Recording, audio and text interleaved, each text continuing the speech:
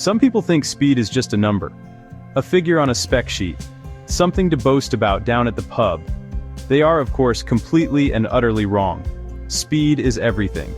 It's the difference between delivering the message and being the message. It's the gap between getting home for tea and becoming a rather sad-looking crater in a foreign field. In the world of fighter jets, speed isn't just important. It's the very essence of survival and dominance. For decades, the greatest minds in America and the Soviet Union were locked in a frantic, high-stakes race. A race to build the fastest, highest-flying, most ridiculously powerful machine to ever scorch the sky. This wasn't just about national pride, this was about power. The country with the fastest jet could go anywhere, see anything, and be gone before the other chap even knew what was happening. The story of the fast jet really kicks off after the Second World War. The Germans had shown the world the Me-262, the first operational jet fighter. Suddenly, propellers were as old-fashioned as a top hat. The sound barrier, once thought solid, was smashed by Chuck Yeager in 1947. That was the starting pistol. The race was on.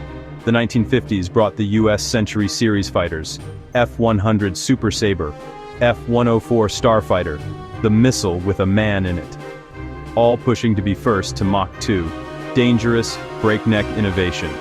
Then, the Cold War hit overdrive.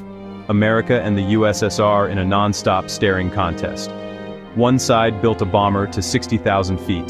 The other built a fighter to 61,000 feet.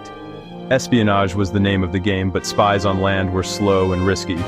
The solution? Fly over them. Really, really fast. Now, we must talk about the king. The undisputed, undefeated champion of speed. The Lockheed SR-71 Blackbird. This was not just a fast jet, it was a completely different category of machine. Frankly, its performance figures sound made up. Designed in the late 1950s in the super-secret Lockheed Skunk Works. Its one and only job was to fly over enemy territory. Take pictures. Come home without anyone being able to stop it. And for over 30 years of operational service, not a single one was ever shot down. The Blackbird was designed to live in a world where other planes couldn't. It operated at altitudes of over 85,000 feet. That's more than 16 miles high. From up there, the pilots could see the curvature of the Earth. The air is so thin that if you had a leak in your pressure suit, you wouldn't have time to scream. It was made almost entirely of titanium to withstand the insane heat generated by air friction at high speeds. The surface heated to over 500 degrees Fahrenheit, hot enough to cook a pizza on the wing. The Pratt & Whitney J58s were hybrids, part jet engine, part ramjet. At low speeds they worked like normal jets, but past Mach 2, the inlet cones moved, transforming the flow for ramjet-like thrust. The fuel, JP7, was so stable, you could drop a lit match in it. It needed chemical ignition. It was designed to leak on the ground. At speed, the heated airframe expanded and sealed itself. A masterpiece, truly at home above Mach 3. On July 28, 1976, the world was about to get a definitive answer to the question, how fast can a plane fly? The US Air Force decided it was time to put the Blackbird's capabilities on the public record. They weren't just trying to break a record, they were trying to obliterate it. They wanted to set a benchmark so high that no one else would even bother trying to beat it for decades to come. And so, an SR-71A, piloted by Captain Eldon W. Jors, with Major George T. Morgan, Jr., as the reconnaissance systems officer, prepared for a flight that would go down in history. The plan was simple. Fly a straight 15-kilometer course as fast as humanly and mechanically possible. The flight took place over Beale Air Force Base in California, the home of the Blackbird fleet. The conditions had to be perfect, the sky had to be clear, every system had to be flawless. The two massive J-58 engines were spooled up, their roar shaking the very ground.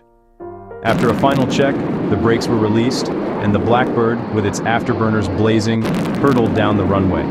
It clawed its way into the sky to operational altitude. Over 80,000 feet, the pilots turned to the measured course. This was it. They pushed the throttles and the Blackbird surged, faster than a rifle bullet, for those moments, the fastest humans on the planet. The official speed was 2,193.167 miles per hour. That's Mach 3.3. fast enough to cross New York to Los Angeles in about 67 minutes. That same day, another crew set the absolute jet-powered altitude record, 85,069 feet. These were statements to the Soviet Union. The record still stands. No other air-breathing jet has officially flown faster. You can't have a hero without a villain. And for the SR-71, the villain was the Mikoyan-Gurevich MiG-25. Massive, brutal, terrifyingly fast interceptor. When American intelligence first saw satellite photos of this beast in the 1960s, they panicked. It was enormous. Huge wings, colossal engine intakes. They estimated from its shape and concluded it was a highly agile superfighter that could outfly and outfight anything the West had. They codenamed it Foxbat. The fear helped spur development of the F-15. The truth, however, was more complicated. The MiG-25 wasn't an agile dogfighter. It was a sledgehammer. Launch, climb like a rocket, and sprint in a straight line to kill high-flying bombers and recon planes. Not titanium, mostly nickel-steel alloy. Heavy, crude in places, and it used vacuum tubes in its electronics because they resisted EMP. Soviet engineering? Pragmatic. But it was fast. Officially, Mach 2.8. Pilots sometimes pushed near Mach 3.2, a one-way trip. The Tumansky engines would overheat and destroy themselves. Replace engines after landing, if you landed. Built for brutal, straight-line speed, it could climb to 80,000 feet. Blackbird territory. Belenko's defection exposed a technological brute, not a graceful marvel, but its raw power was undeniable. It could never catch a Blackbird at full tilt, but it embodied Soviet resolve, a different kind of fast. More desperate, destructive, but fast nonetheless. While the SR-71 was the king of pure speed, and the MiG-25 was the Soviet sledgehammer, the Americans needed a fighter. A proper, go-to-war fighter that could not only fly fast, turn, fight, and win against any enemy. Not a pound for air-to-ground. A pure air superiority fighter. The F-15 was designed to do everything: speed, maneuverability, powerful weapons. Two mighty F-100 engines gave it the thrust to accelerate while climbing straight up. Nose to the sky, light the burners, and you gain speed. It had a top speed of over Mach 2.5, blisteringly fast, and unlike the MiG-25, incredibly agile. Where the Foxbat was straight-line, the Eagle was the complete athlete. It could sprint high and fast to intercept, then mix it in a swirling dogfight and come out on top. Its radar could see over 100 miles. With missiles and a Vulcan cannon, its combat pedigree became legend. Over 100 aerial victories with 0 losses in air-to-air combat, unmatched by any modern fighter. The Eagle turned out to be so much more. Speed, agility, advanced tech, the standard for a new generation. A plane that could outrun and outturn its foes, undisputed for decades and a true icon of American air power. Building a plane that can fly at 3 times the speed of sound isn't just a bigger engine. It requires a revolution in thinking, in materials, and in design. Lockheed's Skunk Works, led by Kelly Johnson, invented new tech to make SR-71 possible. The biggest challenge was heat. At Mach 3, air friction is so intense aluminum would melt. So they built 93% of the Blackbird from titanium, ironically sourced from the Soviet Union via front companies. Normal jet engines can't handle supersonic inlet flow.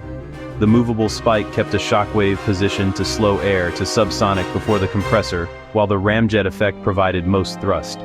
Everything, fuel, oil, hydraulic fluid, had to be reinvented. JP-7's high flashpoint prevented heat ignition. The oil survived brutal temperatures. Even the tires were special. Nitrogen-filled, aluminum impregnated to reflect heat. It was a symphony of bespoke solutions, more spacecraft than airplane. The designers of the Blackbird, and in different ways, the MiG-25 and F-15, were pioneers working at the edge of knowledge with slide rules, bending physics through ingenuity. That's how you build the fastest jet in the world. A machine like the SR-71 Blackbird is a very expensive, very fast, very leaky lawn ornament, without the right person in the cockpit. The pilots who flew these record-breaking jets were a breed apart, the elite of the elite. Hand-picked from the best fighter pilots. Hand-picked from the best test pilots. They had to be part astronaut, part engineer, with nerves forged from the same titanium as their aircraft. Flying at 85,000 feet at Mach 3 is nothing like your holiday flight. Selection and training were punishing. Thousands of hours in fast jets, physical and psychological screening, countless simulator emergencies unfolding in fractions of a second. They learned to live in full-pressure suits, eating, drinking, communicating at 16 miles up. The cockpit was a tiny bubble of life in near space. Many spoke of profound isolation, alone at the top of the world. Every mission was high stakes. A small mechanical failure or a moment's inattention could be catastrophic. They trusted the machine, the training, and their reconnaissance systems officer completely. They flew faster and higher than almost anyone in history, pushing human endurance. The speed of the SR-71, or the agility of the F-15, exists because of their skill, bravery, and professionalism.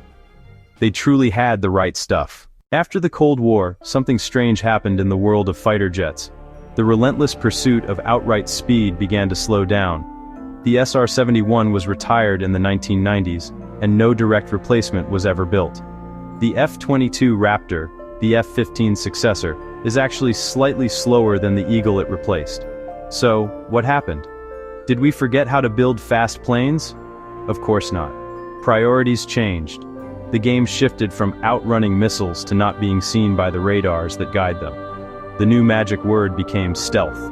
The F-22 Raptor and F-35 Lightning II are designed to be nearly invisible, slipping in, striking, and vanishing. Speed still matters. Both can supercruise, flying supersonic without fuel-guzzling afterburners, but top speed is no longer the headline. Is the era of ridiculous speed over? Not entirely. Unmanned aircraft and hypersonic missiles push beyond Mach 5, where the air itself can become plasma. Nations are racing to develop hypersonic glide vehicles and missiles that are nearly impossible to intercept. It's the SR-71 philosophy, speed as survival, without a human on board. The legacy of the SR-71, the MiG-25, and the F-15 is secure, products of a unique duel that drove technology to its limits. They taught us what was possible and showed where future battlegrounds would be. The future might favor stealthy, intelligent drones and hypersonic weapons at unimaginable velocities. The need for speed hasn't gone away. It has evolved. Somewhere in a secret hangar, someone is building something that may make even the Blackbird look pedestrian. And that is a brilliant thought.